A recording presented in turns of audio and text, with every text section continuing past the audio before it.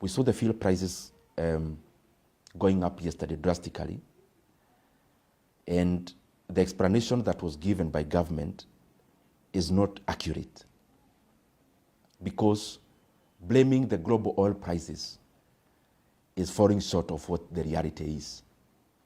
Because last year, for the last 1 year, the highest fuel prices we have seen were actually in June 17th of 2024. And in this calendar year, the highest prices we have seen were actually in January. But having said that, it is important for us to know that out of what Kenyans pay at the pump in terms of fuel prices, around half of that money is in terms of taxes and levies. Over 80 shillings of what people pay for petrol prices, over 80 shillings goes into taxes and levies. And of what Kenyans pay for other products or fuel other than petrol, over 76 shillings again goes into taxes and levies.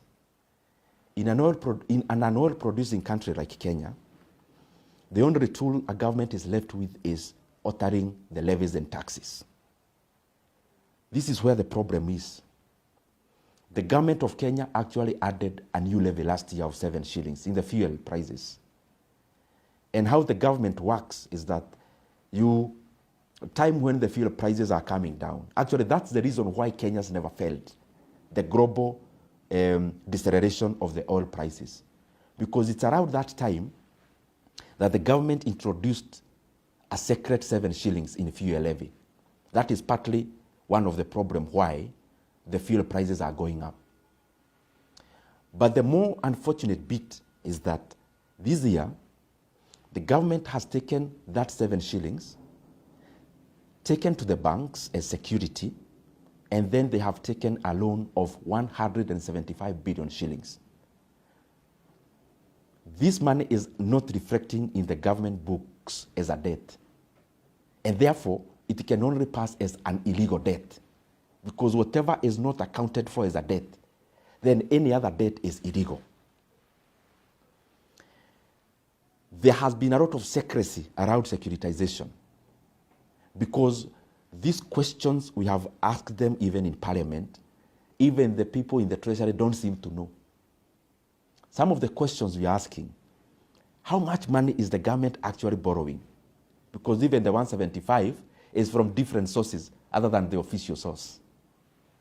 Secondly, what is the interest rate? Third,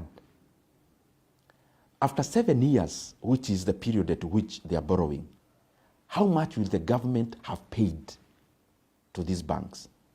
Fourth, is this money sovereign guaranteed? Because it seems to be nowhere in the government books. It actually also never came to Parliament for any ratification. The problem of this is that we now have the government spending money in advance. They have already collected money in advance for the next 7 years. So if Kenyans demand lower fuel prices, and you've already taken loans using the levies and taxes, how are you going to alter the pump fuel prices? Because the only tool you have is taxes and levies, and it is the one that you've already securitized. And this securitization term is another dogma that is being brought around to confuse Kenyans. It is important for the government to be prudent. It is not fair, because we want to be clapped for today. We add fuel prices, we actually go to the banks and take loans using the same levy, which in a bad day is what Kenyans will demand it gets lowered for the fuel prices at the pump to actually be managed. The other thing I want to highlight is that beyond the people in the National Treasury who are clearly engaging in an illegality of borrowing money and hiding that borrowing, even the banks that are lending money using this securitization issue, they need to answer questions to their shareholders. This money you are lending, how is it secured? If the fuel levy in terms of what Kenyans pay is only created through a gazette notice by a memorandum from the cabinet secretary, What if another cabinet secretary gives the one that lowers the levies, which the banks are already holding as security for the loans? And lastly, in the affairs of financial management, you must never favor any of your creditors, because what basically you are doing is to open a floodgate. If you securitize fuel levy, like the one they are doing, the 7 shillings, they're in the process of doing another 5. Then what if now a Chinese lender comes and they want to securitize our VAT? And another one comes, a lender, they want to securitize our payee. What will be left for the government to do, the governments that are in power or that come to power? It is important for Kenyans to know that the explanation that was given in terms of fuel prices is actually not true. The truth is introduction of new levies, but more importantly, the illegal borrowings that are happening around fuel levy.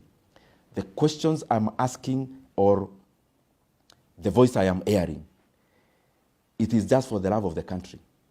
Because if we do the same on all the other funds, the government is doing the same in terms of sports fund, we do the same in terms of fuel levy, then where is the flexibility for the governments to make decisions on how to expend their money when the government that is currently there is already spending money in advance? What if the other government that was there did the same, securitized the money in terms of all the taxes? Then what will be the role of the government now? Which decisions would they be making when the money is actually not available?